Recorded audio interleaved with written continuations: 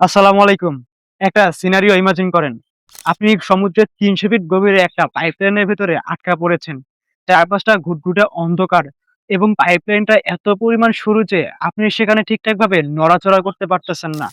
Even আপনার কাছে যে অক্সিজেন সিলিন্ডার রয়েছে, সেটার অক্সিজেনও প্রায় শেষ পর্যায়ে এবং আপনি জানেন আপনাকে কেউ এখানে উদ্ধার করতে আসবেন না। এখন এই যে কাহিনীটা বললাম এটা অনেকের কাছে সিনেমার গল্প মনে হতে পারে। কিন্তু এমন একটি ঘটনায় বাস্তবে ঘটেছিল ৫ জন ডুবুরির সাথে। যারা সমুদ্রের গভীরে পাইপলাইনে কাজ করতেছিল। কিন্তু হঠাৎ করে একটা পানির টান এসে তাদেরকে সে পাইপলাইনের ভেতরে আটকে ফেলে। কিন্তু এখানে সবচেয়ে অদ্ভুত বিষয় কি জানেন? সেটা হচ্ছে উদ্ধারকর্মীরা তাদেরকে চাইলে উদ্ধার করতে পারত খুব সহজেই। কিন্তু তারা সেটা করেননি। এখন প্রশ্ন হচ্ছে কেন উদ্ধারকর্মীরা তাদেরকে সে পাইপলাইনের ভেতর থেকে উদ্ধার করার চেষ্টা করেননি? এবং কেন তাদেরকে উদ্ধার না করে সে পাইপলাইনটিকে সিল করে দেওয়া হয়েছিল? তারই বিস্তারিত জানবো আজকের প্রতিবেদনে। দিনটি ছিল ২৫শে ফেব্রুয়ারি ২০২২। ট্রিনিদাদ ও টোবাগোর পারিয়া ফুয়েল কোম্পানির ৩ নম্বর ব্যর্থে কাজ করছিলেন ৫ জন অভিজ্ঞ ডুবুরি। তারা হলেন ফয়সাল, ঋষি নাগাসার, ইউসুফ হেনরি, কাজিম আলী জুনিয়র এবং ক্রিস্টোফার বোবেন্স। তারা সবাই এলএমসি নামক একটি কন্ট্রাক্টর প্রতিষ্ঠানের হয়ে কাজ করছিলেন। তাদের কাজ ছিল সমুদ্রের তলদেশের একটি ৩০ ইঞ্চি ব্যাসের তেলের পাইপের ভেতরে থাকা একটি প্লাগ সরানো। ডুবুরিরা যখন পাইপলাইনের কাছে পৌঁছালেন তখন তারা জানতেন না যে পাইপের ভেতরে এবং বাহিরের পানির চাপের মধ্যে এক বিশাল পার্থক্য তৈরি হয়ে আছে। বিজ্ঞানের ভাষায় একে বলা হয় ডেল্টা পি। পাইপলাইনের ভেতরটা ছিল বায়ুশূন্য। এটি অনেকটা একটি বিশাল ভ্যাকুয়াম ক্লিনারের মতো কাজ করার জন্য তৈরি হয়েছিল, যা কেবল একটি ছিদ্র পাওয়ার জন্য অপেক্ষায় ছিল। দুপুর ২:৪৫। ডুবুরিরা যখন পাইপলাইনের সেই প্লাগটি সরাতে শুরু করলেন তখন ঘটল সেই বিপর্যয়। প্লাগটি খোলার সাথে সাথে বাহিরের কয়েক হাজার টন পানির চাপ ১ সেকেন্ডের মধ্যে পাইপের ভেতরে ঢুকতে চাইল। এই প্রচণ্ড চাপের টানে পাইপের মুখে থাকা ৫ জন ডুবুরিকে মুহূর্তের মধ্যে পাইপের ভেতরে টেনে নেওয়া হলো। যারা বাইরে থেকে তাদের অক্সিজেন সরবরাহ করছিল তারা কেবল দেখতে পেল পানির ওপর থেকে অক্সিজেন টিউবগুলো প্রচণ্ড টানে পাইপের ভেতরে অদৃশ্য হয়ে যাচ্ছে। এই টানের গতি এতটাই তীব্র ছিল যে কয়েক সেকেন্ডের মধ্যে তারা পাইপের কয়েকশো ফুট ভেতরে নিক্ষিপ্ত হন। ৩০ ইঞ্চি ব্যাসের সেই পাইপটি এতটাই সরু ছিল যে একজন ডুবুরি সেখানে সোজা হয়ে বসারও জায়গা পাননি। ঘুটঘুটে অন্ধকার, চারদিকে ছড়িয়ে ছিটিয়ে থাকা পিচ্ছিল তেল, কাদা আর নোনা জল, তার মাঝে ৫ জন ডুবুরি আটকা পড়লেন এমন এক জায়গায় যেখান থেকে ফিরে আসার কোনো পথ ছিল না। পাইপলাইনের সেই ৩০০ ফুট গভীরে তখন এক বিভীষিকাময় পরিস্থিতি। চারিদিকে ঘুটঘুটে অন্ধকার, নাকে মুখে ঢুকে যাচ্ছে বিষাক্ত তেল আর নোনা জল। ঠিক এই নরককুণ্ডের ভেতরে থেকে এক অদম্য লড়াই শুরু করেন ক্রিস্টোফার বোবেন্স। পাইপটি ছিল মাত্র ৩০ ইঞ্চি চওড়া, অর্থাৎ নড়াচড়া করার মতো জায়গা নেই।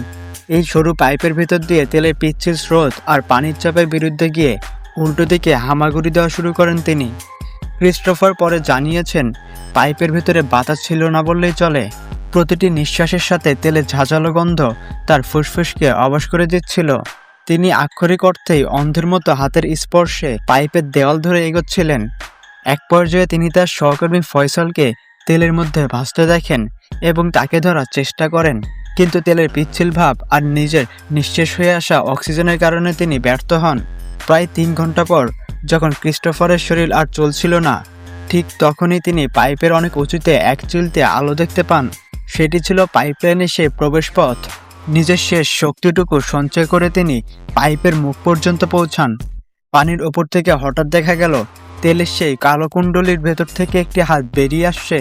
উদ্ধারকারী দল যখন তাকে টেনে তুললেন, তিনি তখন তেলের আস্তরণে ঢাকা এক জীবন্ত কঙ্কাল। টেনে তোলার পর ক্রিস্টোফার অচেতন হয়ে পড়েননি, বরং তার প্রথম কথাই ছিল, বাকি ৪ জন এখনও ভেতরে জীবিত আছে।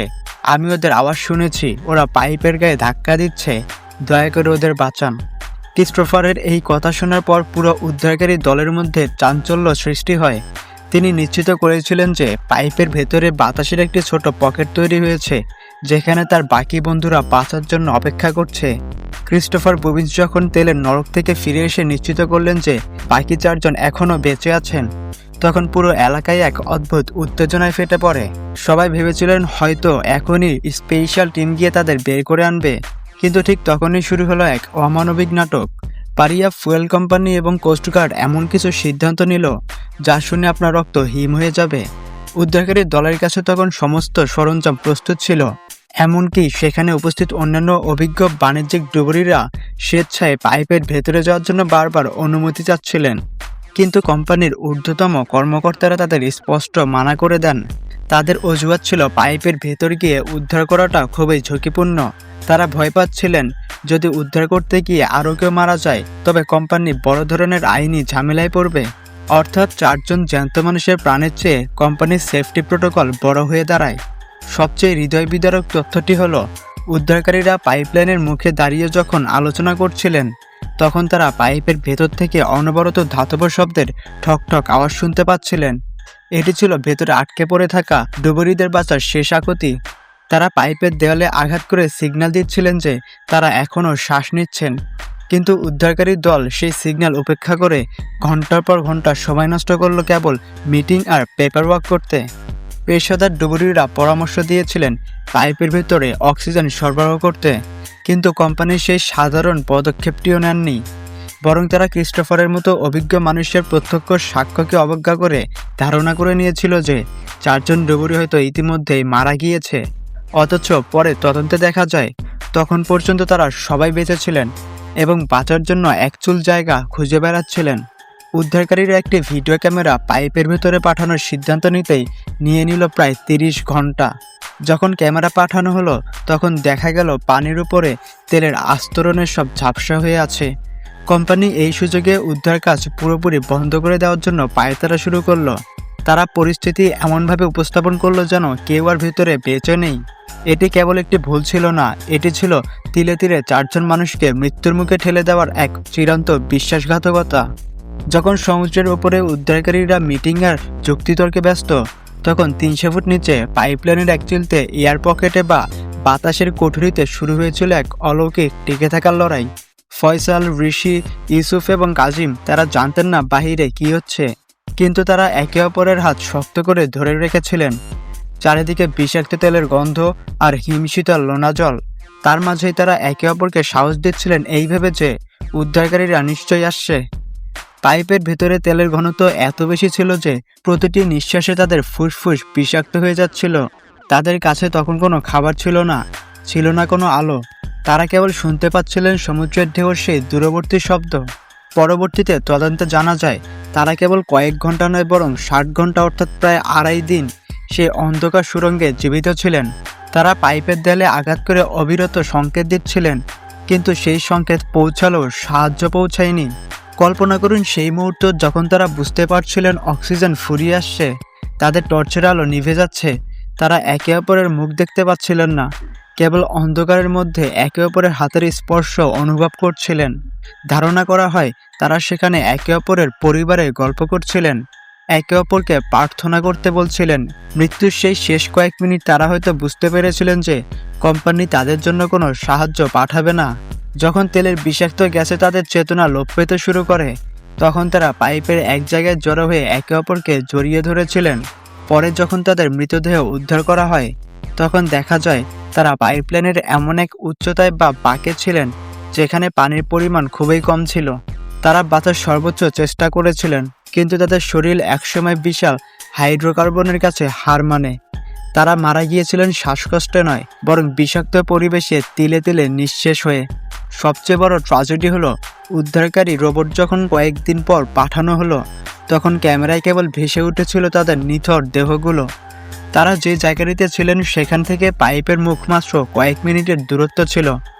অর্থাৎ সামান্য সাহস দেখালে হয়তো 4 জন আজ আমাদের মাঝে বেঁচে থাকতেন। ট্রিনিদাদ ও টোবাগোর সে পাইপলাইনের দুর্ঘটনা কোনো সাধারণ যান্ত্রিক ত্রুটি ছিল না, এটি ছিল আধুনিক সভ্যতার এক চরম অমানবিকতার প্রমাণ। 25শে ফেব্রুয়ারি থেকে 28শে ফেব্রুয়ারি সেই 60 ঘন্টা তেলের অন্ধকারে 4 জন ডুবুরি কেবল অক্সিজেনের জন্য নয় বরং মানবতার জন্য অপেক্ষা করছিলেন। কিন্তু কর্পোরেট লাভের হিসাব আর সেফটি প্রোটোকলের মারপ্যাচে তাদের সে আর্তনাদ সমুদ্রের নিচে চাপা পড়ে গিয়েছিল। এই ঘটনার পর পুরো ত্রিনিদাদ জুড়ে বিক্ষোভ ফেটে পড়ে। দীর্ঘ তদন্তের পর কমিশন অফ ইনকোয়ারি তাদের রিপোর্টে স্পষ্ট করে বলেছে এই মৃত্যুগুলো প্রতিরোধযোগ্য ছিল। পারিয়া ফুয়েল কোম্পানির অবহেলা আর সঠিক সময়ে উদ্ধার কাজ শুরু না করার সিদ্ধান্তকেই দায়ী করা হয়েছে। কিন্তু সেই রিপোর্ট কি পারবে 4টি পরিবারের বুক ফাটা আর্তনাদ থামাতে কিংবা ফিরিয়ে দিতে সেই সন্তানদের যারা সন্তান ফেরার অপেক্ষায় আজও দরজার দিকে তাকিয়ে থাকে? একমাত্র বেঁচে ফেরা ক্রিস্টোফার বুবিন্স আজও স্বাভাবিক জীবনে ফিরতে পারেননি। তিনি যখনই চোখ বন্ধ করেন সেই অন্ধকার পাইপের ভেতরে সেই বন্দুকের ধাক্কা দেওয়ার শব্দ শুনতে পান। তিনি আজও নিজেকে অপরাধী মনে করেন যে কেন তিনি সবাইকে নিয়ে ফিরতে পারলেন না। কিন্তু সত্যটা এই যে সেদিন ক্রিস্টোফার নন, বরং হেরে গিয়েছিল আমাদের সিস্টেম, আমাদের সহমর্মিতা। তো বন্ধুরা, আপনাদের কি মনে হয় কোম্পানিটি যদি লাভের চিন্তা না করে সাথে সাথে পেশাদার ডুবুরিদের ভেতরে যাওয়ার অনুমতি দিত, তবে কি আজ তারা বেঁচে থাকতেন? কর্পোরেট অফওয়ালার এই চূড়ান্ত দৃষ্টান্ত নিয়ে আপনার মতামত কমেন্টে অবশ্যই জানান।